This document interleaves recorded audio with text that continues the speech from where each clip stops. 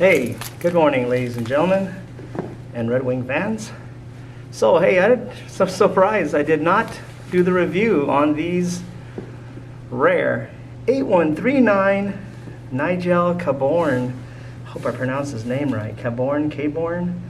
Yeah, these are, and I didn't even know that these were Nigel's Red Wing Times Nigel collaborations until I had talked to one of my Red Wing aficionados.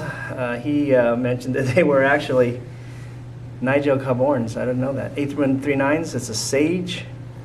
And a couple interesting things about this. It's a really nice rough out leather, and it's very, very light. It's almost like the 8881. I don't remember what color that's called. I don't remember the name, but anyway, it's very similar to that. And this is a little bit lighter green, I suppose. Very, very light tan green. And I guess they're pretty rare. I didn't know that. I picked these up pretty quick. They were less than $100. I think $80 shipped. Unbelievable. And they were like in great condition, almost brand new. I would say a 9 out of 10. I'm not kidding you. They were just barely worn. I don't know why they were so cheap. $80 shipped. Totally cheap. I see them for $300, $400, $500 brand new. That's crazy. Or even worn from the Japanese, you know. And so what's really interesting about these, super comfortable. I mean, I wore these everywhere. I wore them to work every day. I wore them to Canada during the snow. Somebody in my family mentioned that there was no snow there. I guess they thought, I asked, is there snow? And they said no, meaning that it was not snowing. So when I got there, it was just covered in snow. I mean, the place was, it was December. Come on, I should have known better. I don't know what I was thinking. I don't know why I listened to people. But I wore these anyway, and they went through a lot of, they went through, not heavy snow. I mean, I didn't get them soaked, but they did. I was trudging through snow, and they were super comfortable, a little bit cold. They didn't really provide much warmth, but they've been through a lot. So Arizona, oops, I told you where I live. Normal, 115 degree Fahrenheit, and I replaced them with these gray laces that I love so much. I know some of you guys don't like the gray laces because they're like sport laces. But they're really boot sport laces, and they're from REI. So anyway, I think they look pretty cool. I wish I had more of them. I bought them all. They had like 6 pairs. They were like 85 cents a piece or something like that on sale. So I bought 6 pairs, and I put them all on different boots. But the cool thing is, yeah, this really nice supple leather. These are by far the most comfortable. And I actually had, these are 9.5s. I know, you guys know I normally wear a 9. And but I just thought, well, I'll give it a try. And these are decent.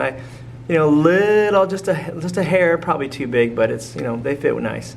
But here's kind of the interesting thing about this. And Red Wing, they must have had a different combination or recipe for their traction tread sole. Because these things wore out like crazy. And look what I did. I put this shoe goo stuff on here. It's an aftermarket shoe goo, so it was a little bit cheaper than regular shoe goo. But I built up the heel because the thing just wore out. I mean, it was so angled. I don't know if you can see the angle there. It's pretty ridiculous, but it was pretty messed up. They wore out real quick, so I'm thinking, man, I don't know. So they're using different formulas. I guess that's what it is.